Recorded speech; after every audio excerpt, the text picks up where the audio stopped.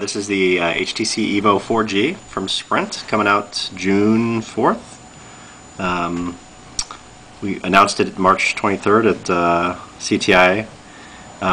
Some big things, obviously HTC EVO 4G, 4G is in the name, so it's a 3G, 4G device. It means it's capable of using 4G in the markets that we have, and we're planning to cover up to 120 million users by the end of the year. So 4G is really the big story, to be quite honest. A lot of cool gadgets related to the device itself, but 4G is kind of the proof point, because 4G is up to 10 times faster than 3G. A huge display, so 4.3-inch display. The iPhone is 3.5 inch, so it's literally 30% bigger than the iPhone. But it looks significantly bigger. Yeah, and not that much bigger from size, so it's all display. So the iPhone is about 1/4 inch shorter and about 15/10 of an inch actually narrower. So it's literally all display. I'll just give you a run around the hardware itself. So not a whole lot of buttons. There's a power button. There's a 3.5mm jack for a traditional headset. Nothing on this side. Down here's a couple interesting things. You got your microphone.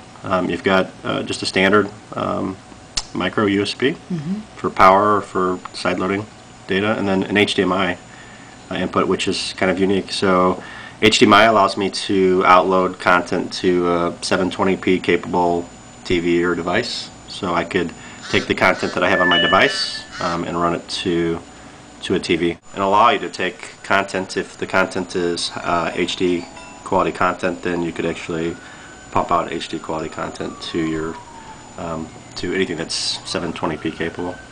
And then just a rocker switch here, so nothing up and down as far as volume, those types of things. One thing that you can kind of notice, there's a little bit of a hole here. This is actually a front-facing camera, so 1.3 megapixel camera, and then on the back is actually an 8 megapixel camera. This is a little bit early hardware, so I'm giving you kind of an example of what it looked like. Kickstand as well too, which is really about viewing media. A lot of us in the office, really just keep our device like this, take phone calls, watch TV, do whatever we want to do. It's handy. HTC always does a really good job on its HTC Sense, so the user experience, so it's a little bit different than just kind of traditional Android. This is Android 2.1 as well. So HTC Sense has added a lot of kind of incremental functionality. One of the things they added is something called Leap. Really just gives you the ability to see all 7 of your home screens just in one view, and to quickly navigate. I can still navigate kind of in a traditional way,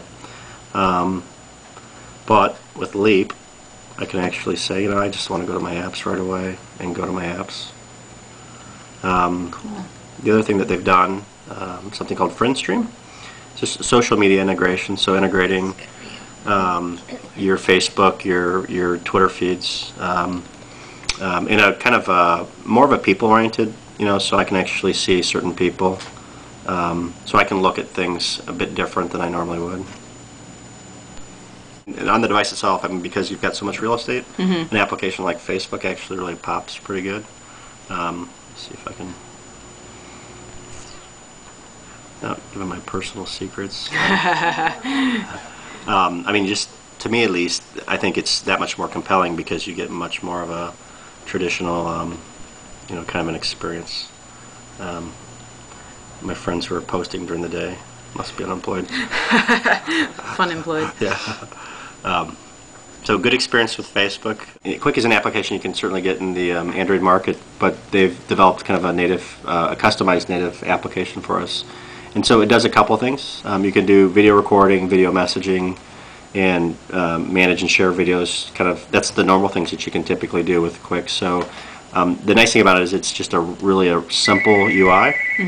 It's a one-click. Literally, I click, and I'm starting to record. It'll tell me that I'm actually feeding content here in a second. It should tell you that I'm actually streaming content to Quick servers, as well as capturing that content on the device. And with 3G or 4G, it's literally a 1 to 2 second lag between when I start streaming and if I was viewing this on a PC. It just would be about a 1 to 2 second lag, and most of that's just handoffs in the networks basically.